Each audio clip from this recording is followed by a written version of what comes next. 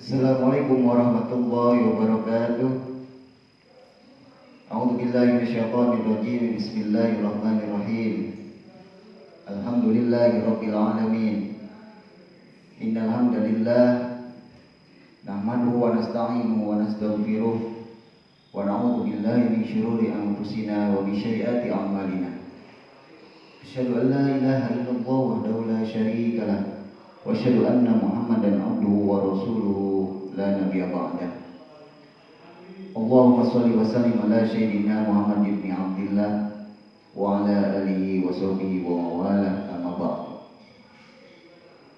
Pemirsa dimanapun berada, pertama patut kita syukuri, patut kita senantiasa bersyukur kepada Allah Subhanahu wa taala bahwasanya sampai saat ini kita masih diberikan nikmat yang tiada terhingga, terutama nikmat iman wal Islam, nikmat sehat wal afiat, sehingga pada saat ini pun kita bisa melaksanakan acara ini dengan baik, insyaallah. Salawat dan salam semoga senantiasa terlimpah dan tercurah kepada junjungan alam, baginda Nabiullah wa Rasulullah Muhammad sallallahu alaihi wasallam, kepada para keluarganya, kepada para sahabatnya, para tabi'in, para tabi'in, dan salawat serta salam sampai kepada kita. Mudah-mudahan kita juga dijadikan umat Rasulullah, sejatinya umat, yaitu yang senantiasa melaksanakan ajaran-ajaran yang disampaikannya. Amin ya Allah ya Rabbal alamin. Pemirsa, tema saat ini kita coba angkat yaitu mengenai hidayah. Alhamdulillah bahwasanya acara ini pun diselenggarakan mungkin adalah hidayah dari Allah Subhanahu wa taala. Karena remaja Masjid Ratul Jannah melihat situasi saat ini, pandemi COVID-19, di mana ibadah di masjid untuk sementara waktu dihentikan, sehingga tidak ada yang namanya kultum, tidak ada yang namanya tausiah, ceramah agama beberapa menit menjelang pelaksanaan tarawih. Mereka mencoba berinisiatif untuk melaksanakan tausiah secara live streaming atau secara rekaman. Ini mungkin hidayah dari Allah Subhanahu wa taala yang dihembuskan kepada hati para remaja.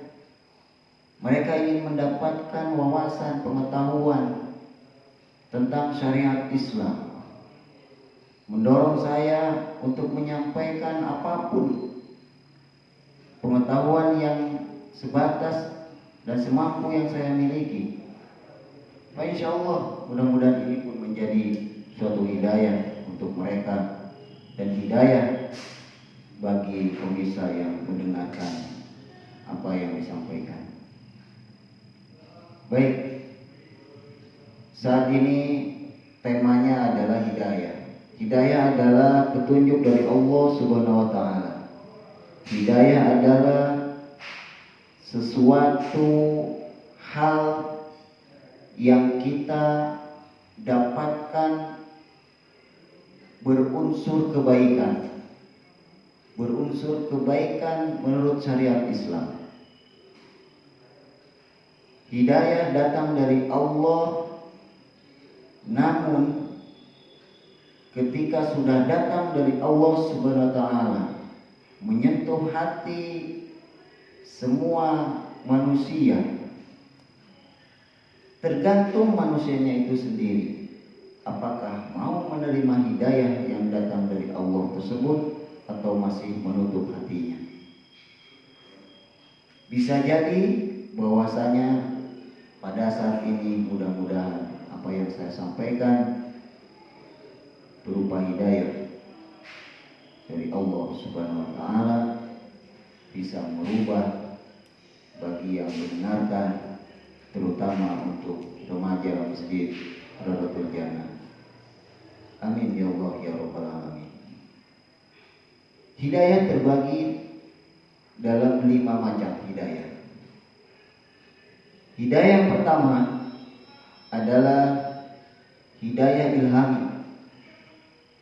Hidayah ilhami ini secara spontanitas ada pada setiap makhluk. Satu contoh, seorang bayi akan merengek menangis apabila dia ingin mendapatkan air susu ibunya. Selama belum mendapatkan, maka si bayi ini terus-menerus menangis. Itu contoh daripada hidayah ilham. Hidayah yang kedua adalah hidayah hawasi, yaitu keinginan yang timbul,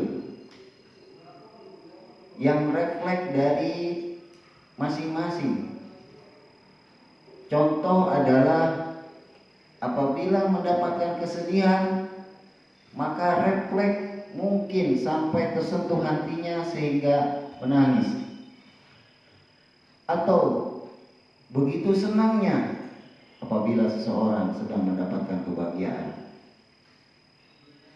Hidayah yang ketiga adalah hidayah akal. Ini timbul dari akal pemikiran manusia, timbul dari peristiwa-peristiwa yang dilalui, dari hal-hal yang terjadi pada dirinya masing-masing, sehingga menghakimi dengan akalnya. Itulah yang dimaksud dengan hidayah akal. Alhamdulillah, manusia begitu sempurna diciptakan oleh Allah Subhanahu wa taala. Manusia diciptakan dari 4 unsur, yaitu jasad, akal, ruh, dan nafsu. Sedangkan hewan diciptakan oleh Allah terdiri dari jasad, ruh, dan nafsu. Hewan tidak diberikan akal. Makanya kalau ada kucing yang maling ikan di dapur, kemudian ada seorang ibu yang langsung memukul kucing tersebut, sebetulnya yang tidak punya akal siapa? Hewankah atau ibu tersebut? Yang diberi akal adalah manusia, yang diberi akal adalah ibu tersebut. Hewan tidak diberi akal. Kalau hewan diberi akal, kalau hewan itu ada akalnya, maka dia tidak akan mencuri ikan di dapur, karena tahu apabila mencuri pasti ada hukumannya.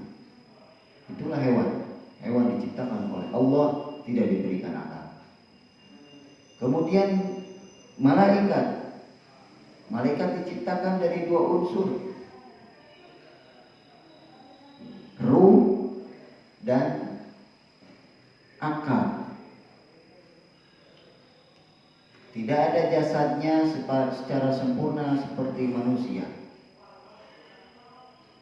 Tidak diberikan nafsu, sehingga apabila ada orang yang meninggalkan sholat, kemudian langsung ingin menghakimi, menurunkan azabnya, menyiksa orang tersebut, tidak ada.